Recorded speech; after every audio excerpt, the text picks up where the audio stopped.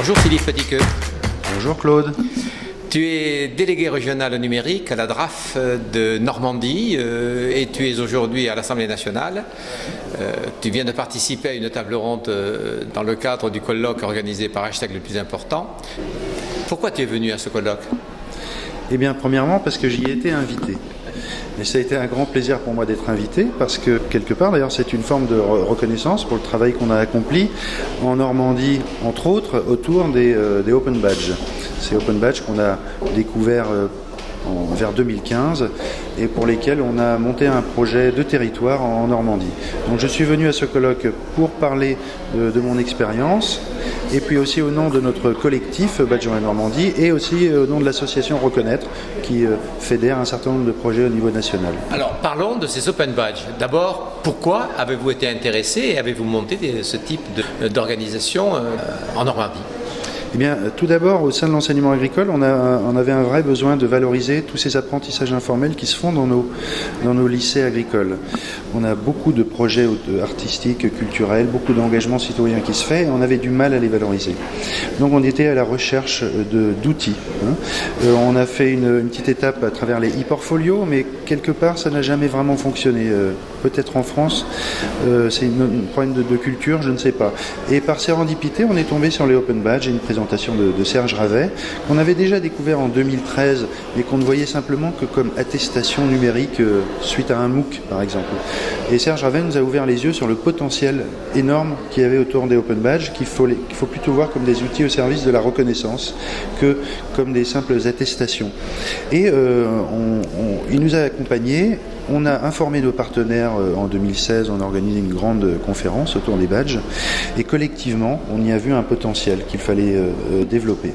Et on a compris rapidement qu'il fallait travailler autour de l'écosystème du badge, et non pas autour du badge lui-même, mais autour de l'écosystème et de créer des systèmes de reconnaissance sur le territoire avec un grand nombre de partenaires d'ailleurs. Et c'est d'ailleurs la force du Open Badge, c'est que ça rassemble. On n'a jamais, Claude, eu autant, nous enseignement agricole, autant d'échanges fructueux avec tous les partenaires. Alors, les Open Badges servent aux apprenants, servent à l'institution. Eh bien, pourquoi dans les deux cas ? Eh bien, parce qu'ils sont neutres au départ. C'est une enveloppe numérique qui permet de rendre visible un émetteur, un bénéficiaire. Le bénéficiaire peut être une personne, mais aussi une organisation, une communauté, un groupe. Ce que reconnaît le badge, qui peut être une compétence, mais qui peut être un engagement, une réalisation, un rôle. En fait, on y met ce qu'on veut, c'est décidé collectivement lorsqu'on conçoit le badge. Le badge sont utiles pour les apprenants d'abord pour faire valoir ce qu'on appelle les apprentissages informels, en fait ceux qui ne sont pas reconnus par une qualification, un diplôme, un certificat. En gros 90% de ce qu'on apprend, Claude. Et on a un outil puissant, simple, qui est dynamique, qui n'est pas mort une fois délivré. On peut continuer à le faire vivre en l'enrichissant de nouvelles preuves ou de nouvelles reconnaissances, d'endossement de la part de la communauté professionnelle avec qui on travaille, de la part de notre N+1 ou de nos amis, peu importe.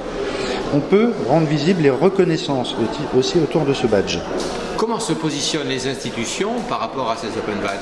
Eh bien, j'ai la chance que notre ministère de l'Agriculture délivre des badges depuis cette année.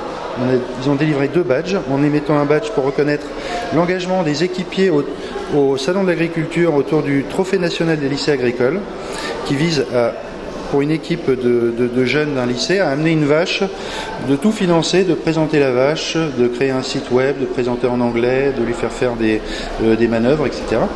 Et pour la première fois, notre ministère a émis un badge. Donc, comment est-ce que c'est perçu ? Eh bien, il y a forcément un peu de résistance si on présente les badges comme étant des concurrents au diplôme. Ce ne sont pas des concurrents au diplôme, tout simplement parce que les diplômes, on peut les mettre dans des badges. C'est ça qui est bien, c'est que c'est un moyen de rendre visible, d'attester, ce sont des éléments vérifiables, tous les apprentissages.